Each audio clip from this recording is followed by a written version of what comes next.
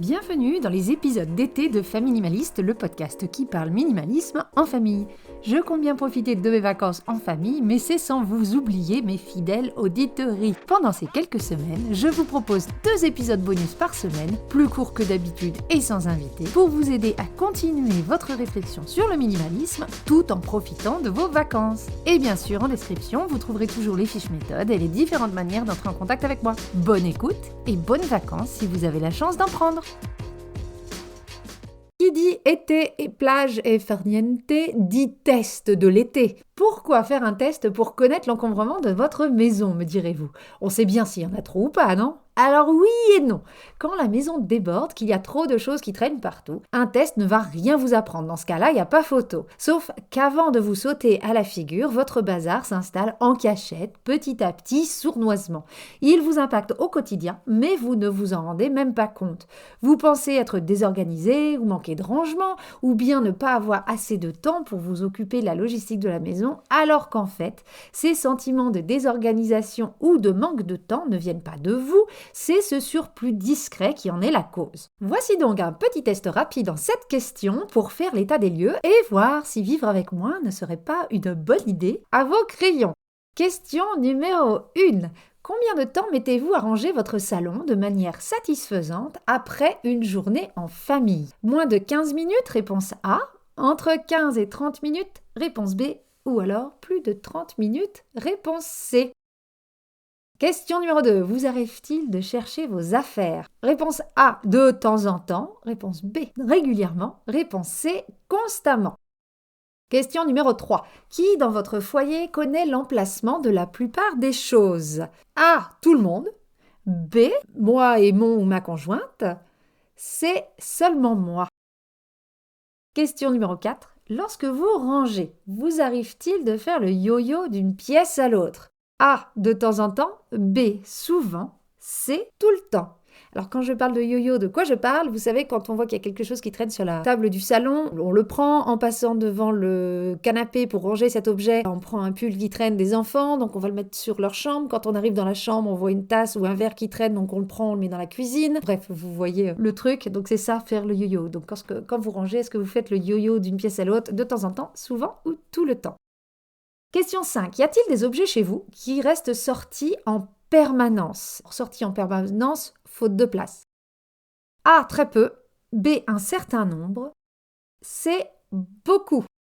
Question 6. Vous arrive-t-il d'acheter des choses en double par accident? A, jamais ou presque. B, de temps en temps. Ou C, régulièrement. C'est quelque chose que je vois régulièrement chez les gens que j'aide, que j'accompagne dans leur désencombrement.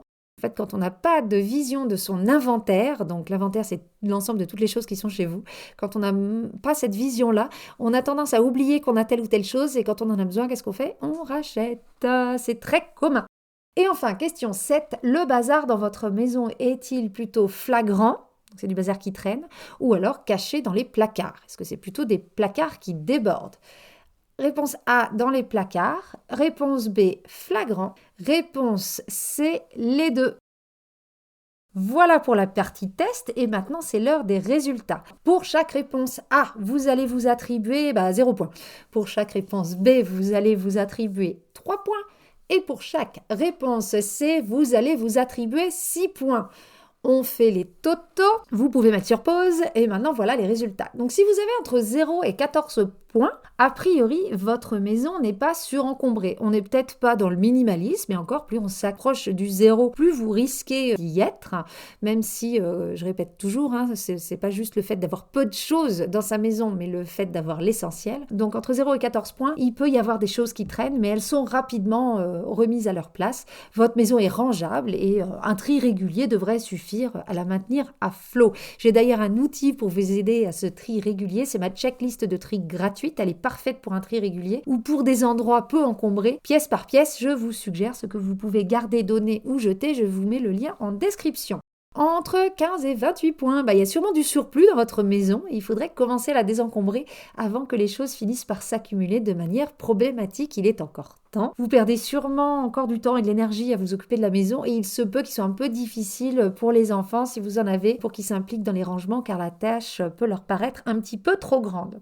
Là encore, j'ai un outil pour vous aider. Vous pouvez télécharger ma méthode complète que vous pouvez suivre, celle-là en toute indépendance. C'est une méthode de 35 pages qui va vous guider sur 8 semaines pour faire le tri chez vous. Si vous avez entre 29 et 42 points, vous devez sûrement avoir l'impression de vous battre avec votre maison et d'y laisser beaucoup trop de temps, d'énergie, voire même d'argent, sans pour autant en voir le bout. Ce n'est pas un problème d'organisation ni de rangement, mais un problème d'encombrement. Seul un vrai désencombrement en profondeur sera efficace pour retrouver un intérieur gérable et agréable.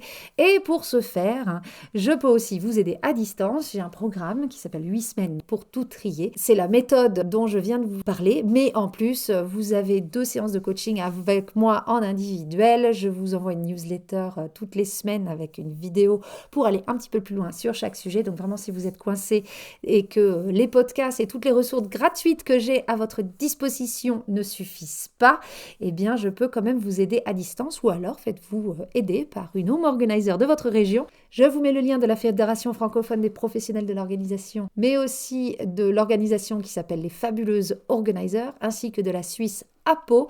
Comme ça, vous pourrez trouver quelqu'un près de chez vous si vous avez besoin d'aide. Voilà pour le test d'aujourd'hui. Vous pouvez reprendre le cours de votre existence et recommencer à faire des tests de l'été dans vos magazines préférés. Et voilà pour l'épisode du jour. Si l'épisode vous a plu, si vous voulez refaire le test mais de manière digitale ou l'envoyer à quelqu'un, vous retrouverez le lien en description. Vous retrouvez le test sur mon site internet. Si vous découvrez le podcast via ses bonus d'été, je vous invite à écouter la version longue. Il y a plus d'une 30aine d'épisodes à disposition. Dans ces épisodes, je partage avec vous astuces, méthodes et réflexions pour vivre une vie concentrée sur l'essentiel et débarrassée du superflu. Je vous dis à très bientôt et en attendant, n'oubliez pas, vivre avec moins, même en vacances, c'est vivre avec mieux.